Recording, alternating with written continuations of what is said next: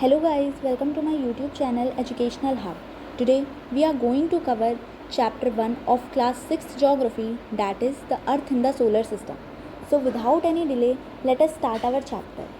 तो अपने चैप्टर को स्टार्ट करने से पहले क्लास 6 में आते ही हमारी जो सोशल साइंस की बुक होती है वो 3 पार्ट्स में डिवाइड हो जाती है, हिस्ट्री, ज्योग्राफी और पॉलिटिकल साइंस। तो हमें ये तो पता होना चाहिए ना कि ज्योग्राफी में हम पढ़ते क्या हैं, आखिर ये ज्योग्राफी वर्ड है क्या, इसका मतलब क्या होता है। देखिए, ये जो ज्योग्राफी वर्ड है ये 2 ग्रीक वर्ड से डिराइव हुआ है। पहला जियो, जिसका मतलब होता है अर्थ, और दूसरा है ग्राफोस। ग्राफोस भी एक ग्रीक वर्ड है जिसका मतलब होता है टू डिस्क्राइब, यानी कि अर्थ के बारे में अगर कोई भी सब्जेक्ट डिस्क्रिप्शन दे रहा है तो हम उसे ज्योग्राफी कहेंगे। इस वर्ड को सबसे पहली बार इराटोस्थनीस ने यूज़ करा था, जिन्हें हम फादर ऑफ ज्योग्राफी भी कहते हैं। ये तो हो गया ज्योग्राफी का इंट्रोडक्शन। अब हम चलते हैं अपने चैप्टर पे। तो देखिए, हमारा चैप्टर स्टार्ट होता है एक ऑब्जर्वेशन के साथ, जिसमें हमें कहा जाता है कि हमें नाइट स्काई को ऑब्जर्व करना है। तो नाइट स्काई में हमें क्या क्या चीज़ें नज़र आती हैं। सबसे पहले मून, हमें मून दिखता है। उसके अलावा हमें छोटे छोटे स्टार्स दिखते हैं जो कि ट्विंकल कर रहे होते हैं। अब अगर आप यही काम कुछ दिनों तक लगातार करें, यानी कि कुछ दिनों तक लगातार अगर आप नाइट स्काई को ऑब्जर्व करें, तो यू विल सी कि जो मून है वो डेली एक शेप में नहीं रहता है। कभी उसका शेप कुछ क्रीसेंट होता है, तो कभी फुल सर्कुलर, और कभी कभी तो मून दिखाई ही नहीं देता। तो ऐसा क्यों होता है? ऐसा इसलिए क्योंकि मून अपना शेप डेली चेंज करता है। क्यों करता है ये हम बाद में पढ़ेंगे। तो जिस दिन मून अपने फुल सर्कुलर शेप में होता है उसे हम फुल मून नाइट या फिर पूर्णिमा कहते हैं, और ये मंथ में एक बार होती है। उसके 15 दिन बाद मून निकलता ही नहीं है, यानी कि हम मून को देख ही नहीं सकते। उसको हम न्यू मून नाइट या फिर अमावस्या कहते हैं। अब हमें मून रात में ही क्यों दिखता है, दिन में क्यों नहीं दिखता? ऐसा इसलिए क्योंकि सन की लाइट इतनी ब्राइट होती है जिसके कारण हमें मून दिन में नज़र ही नहीं आता। अब ये सारी की सारी चीज़ें जो कि हमें नाइट स्काई में नज़र आती हैं, मून, स्टार्स या फिर दिन में जो चीज़ें हमें नज़र आती हैं जैसे कि सन, यानी कि ये सारे के सारे ऑब्जेक्ट, चाहे वो सन हो, मून हो, स्टार्स हो, इन सब को हम सेलेस्टियल बॉडीज़ कहते हैं, जो कि नाइट स्काई में हमें शाइन करती हुई नज़र आती हैं। कुछ सेलेस्टियल बॉडीज़ बहुत बड़ी बड़ी होती हैं, बहुत ही हॉट होती हैं, और ये गैसेस से मिलकर बनी होती हैं। इनके पास इनकी खुद की हीट और लाइट होती है, और ऐसी सेलेस्टियल बॉडीज़ को हम स्टार बोलते हैं। अच्छा, अब एक चीज़ ज़रा एक सिमिलैरिटी देखिए। स्टार्स के पास उनकी खुद की हीट एंड लाइट है, ठीक उसी तरीके से सन के पास भी उसकी खुद की हीट एंड लाइट है, यानी कि हमारा सन भी क्या है, एक स्टार है। सन इज़ ऑल्सो अ स्टार। अब हमें तो रात के अंधेरे में बहुत सारे स्टार्स ट्विंकल करते हुए नज़र आते हैं, लेकिन सबकी हीट तो हमें फील नहीं होती, हमें सिर्फ सन की हीट फील होती है। ऐसा क्यों? क्योंकि ये सारे के सारे स्टार्स हमसे बहुत दूर हैं, और sun in comparison to these stars हमारे अर्थ के काफ़ी क्लोज है। इसी वजह से हमें सन की हीट फील होती है, पर इन सारे स्टार्स की हीट फील नहीं होती है। ठीक है। इसके बाद जो एक वर्ड हमें देखने को मिलता है हमारी एनसीईआरटी में, जो एक हाईलाइटेड वर्ड है, वो आता है कॉन्स्टेलेशन का। कि आखिर कॉन्स्टेलेशन क्या होता है?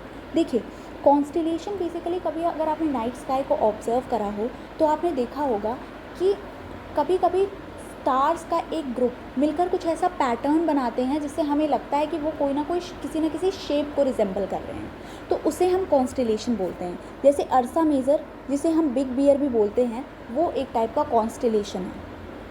साथ साथ में जो सबसे ईजिली रिकॉग्नाइजेबल कॉन्स्टेलेशन है, जिसे आप सबसे आसानी से पहचान सकते हैं, वो है सप्तऋषि, यानी कि 7 सेजेस कॉन्स्टेलेशन।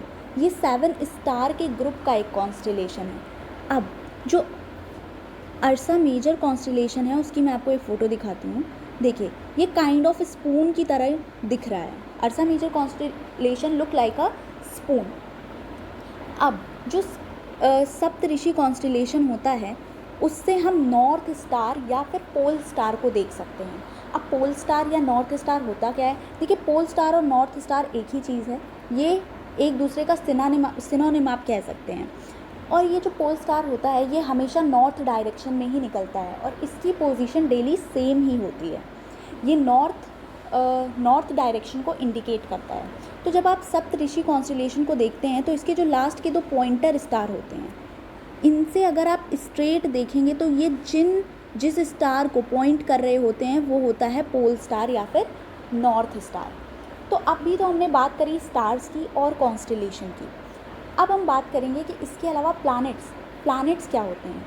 देखिए, प्लैनेट्स ऐसी सेलेस्टियल बॉडीज़ होती हैं जिनके पास उनकी खुद की हीट एंड लाइट नहीं होती है और ये स्टार्स की लाइट से शाइन करते हैं। प्लैनेट जो वर्ड है वो डिराइव हुआ है ग्रीक वर्ड प्लैनेटाई से, जिसका मतलब होता है वैंडरर्स। अब हमारा अर्थ भी तो एक प्लैनेट है, our earth is also a planet. और हमारा अर्थ किसका पार्ट है? सोलर सिस्टम का, यानी कि अर्थ आता है सोलर सिस्टम के अंदर।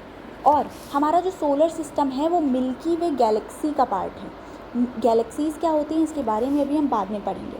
हमारी मिल्की वे गैलेक्सी एक लोकल ग्रुप क्लस्टर के अंदर आती है। क्लस्टर्स, गैलेक्सी का ग्रुप को हम क्लस्टर्स बोलते हैं और हमारी जो मिल्की वे गैलेक्सी है वो लोकल ग्रुप क्लस्टर में आती है और इन क्लस्टर्स के ग्रुप को हम सुपर क्लस्टर बोलते हैं। तो ये जो लोकल ग्रुप क्लस्टर है ये लनीकिया सुपर क्लस्टर में आता है और ऐसे ही बहुत सारे सुपर क्लस्टर से मिलकर हमारा यूनिवर्स बना होता है। तो ये तो हो गया हमारा इंट्रोडक्शन। इसके प्लैनेट्स के अलावा देखिए सैटेलाइट्स भी होती हैं। सैटेलाइट्स क्या होती हैं? सैटेलाइट्स ऐसी सेलेस्टियल बॉडीज़ होती हैं जो कि प्लैनेट के अराउंड रिवॉल्व करती हैं। अब देखिए, सैटेलाइट्स नेचुरल भी होती हैं जैसे कि हमारा मून, और आर्टिफिशियल भी होती हैं जो कि साइंटिस्ट बना के रॉकेट के थ्रू भेजते हैं इन सैटेलाइट्स को और वो प्लैनेट के चारों तरफ रिवॉल्व करती हैं और वहाँ से जुड़ी हुई सारी इन्फॉर्मेशंस हमें प्रोवाइड करती हैं। यानी कि जो सैटेलाइट्स हैं वो नेचुरल भी हो सकती हैं और आर्टिफिशियल भी हो सकती हैं। This was our first part. अपने नेक्स्ट पार्ट में हम पढ़ेंगे सोलर सिस्टम। ये काफ़ी बड़ा पार्ट है, इसी वजह से हम इसे एक सेपरेट वीडियो में कवर करेंगे। तब तक के लिए thank you so much. Bye bye.